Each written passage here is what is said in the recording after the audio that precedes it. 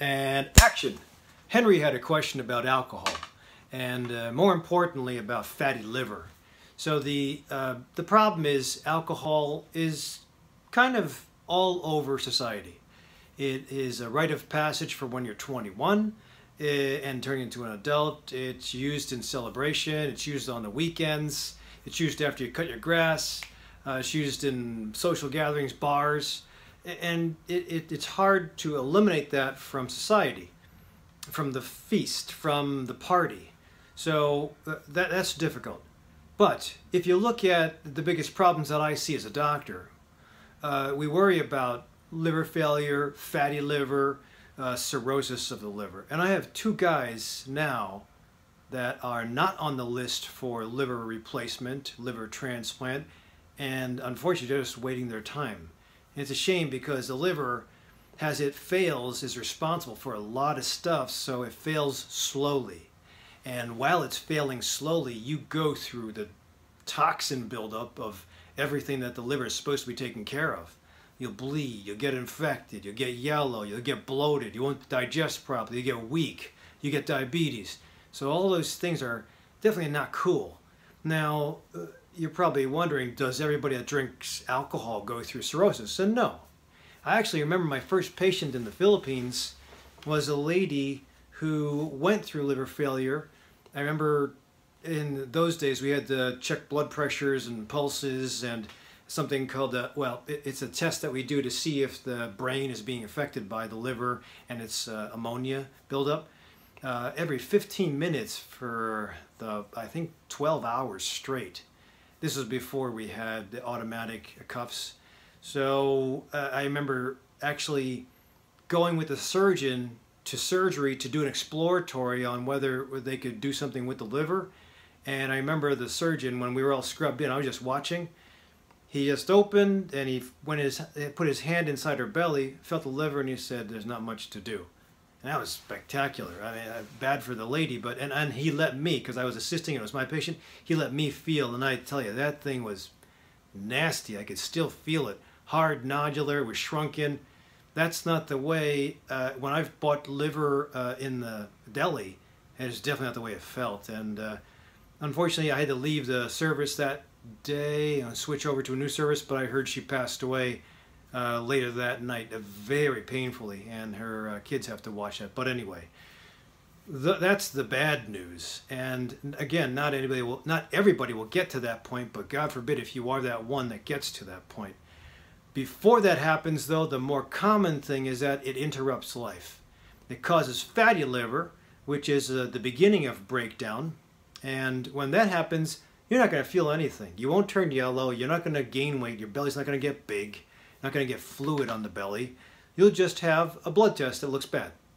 And your doctor will say, "Ooh, you got a fatty liver." Or a CT scan that's done for some other reason, they'll pick up a fatty liver. Or an ultrasound, you'll pick up a fatty liver. Sometimes you'll start to have problems with digestion. And then it's up to the doc to figure out what to do. Now, it's not just from drinking alcohol. The other thing, as Dr. Robert Lustig found, was that fructose, overdose of fructose, can also cause a dose-dependent liver toxicity. And imagine this in a bottle, if I do enough of them, will cause problems. This is my last one. I have this on my video, DrRic tutorial, exercise and alcohol, and I do have links at the tail end of that video on Alcoholics Anonymous if you want to check it out, just as backup. But Robert Lustig was able to find out and reveal that fructose, well, when you have sugars, hopefully glucose, you digest glucose and it goes straight into the metabolism of a cell, intracellular metabolism, immediately. Now, if you have fructose, which is also a sugar, it goes straight into fat because the body's like, I can't digest this thing. What am I going to use it for? Let's just get rid of it. How does it get rid of it? It stores it in fat. That's the way it kind of shuts down that poison. And there's no use for it. So in order to metabolize that before it gets put into fat, it's got to go through the liver and get detoxified, and it backs up the liver, especially if you take a ton of it. That's why he said dose-dependent toxicity. Well, this is dose-dependent toxicity too. And sometimes what happens is the liver will digest things, detoxify things in due time. It's great. That's all it does. It's a great organ. In fact, there's a Greek mythology story about Prometheus, who stole fire from the gods and gave it to mankind, and Zeus scolded him with an eternity of pain. He tied him to a rock, and every morning Prometheus had his liver pecked out by a vulture, and then it regrew the night of, and he got pecked again in the morning. And that's because even back then, Greeks knew that the liver was very good at rebuilding itself. But the problem is, if you toxify it with alcohol or heavy hits of fructose, it'll hurt, but usually you'll give it a break and it'll heal up, and then you'll hurt it again and it'll heal up. Well, the problem now is that we have so many foods that are just loaded with fructose and crap, and then we got these, sometimes they'll take medicines that have to be digested through the liver, and hopefully you don't have to take too many, or even Tylenol. You have all these things that accumulate to be digested in the liver, and you're really pushing the envelope with pushing liver's workload. And then you finish off the day with a couple of these, you're asking for trouble. So here's the thing, Henry. If we already have documented strain on the liver, first there's strain, the next step is failure, next step after that is cirrhosis, and then you're on the transplant list if you're lucky enough. So do we do anything when we find the strain? Yeah. I mean, if we find precancers in the breast, there are some people that actually take both breasts off. If you find a precancer in the colon, you snip off the precancer. If you see it on the skin, you snip it off. Why would we not want to work, if we see something happening to the liver at this level, why would we not want to work on that right then and there? But we don't. We say, well, you got a fatty liver, please stop drinking. And that's about it. No advice, no explanation, just that.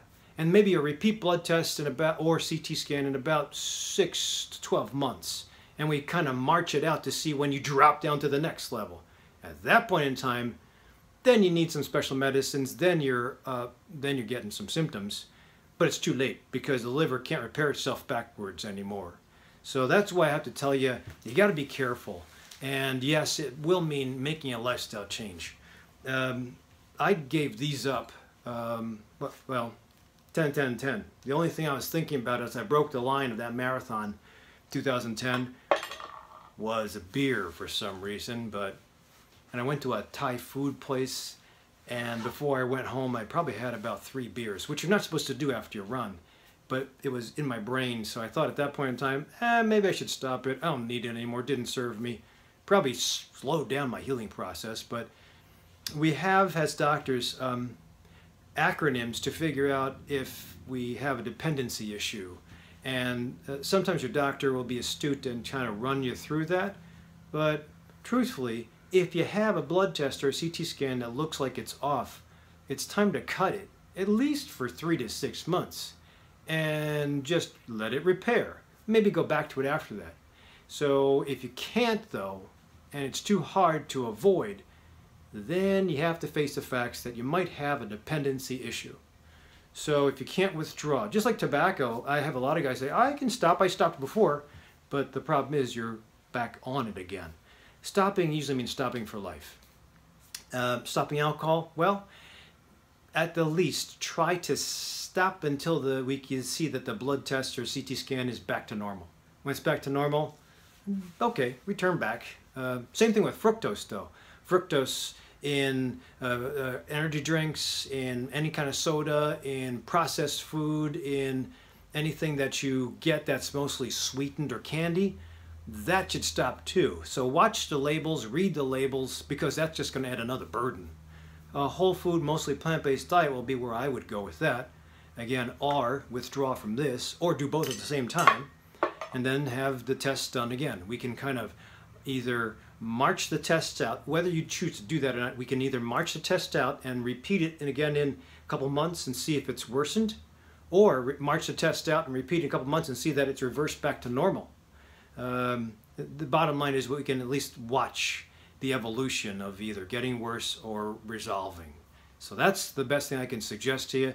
There are organizations that do help get off alcohol, sometimes 100%, sometimes limitedly. So There's different factions that can help you out there, and they're all free too. Alcoholics Anonymous meeting is very good. They have a 12-step program. It's so old, yet so rigid, and everybody I talk to that has a sponsor, they love their sponsors, and they usually stay off for life.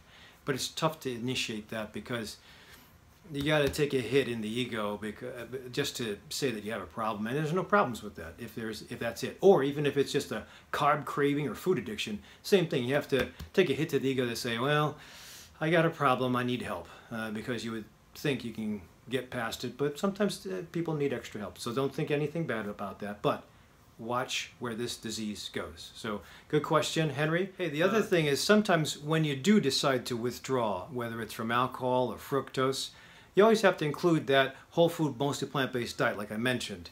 You also should get away from those standard medicine or standard foods that cause irritation. Gluten, soy, corn, refined sugar, milk, yeasts in some cases. Those would always be wise to eliminate. Even if you didn't have allergies before, it's sometimes wise to eliminate those because they, for the average American, are a strain on the digestive system. But sometimes you can use milk thistle, dandelion root, turmeric. Those herbs, if the right proprietary blend is present, can help speed up how the liver refixes or repairs itself.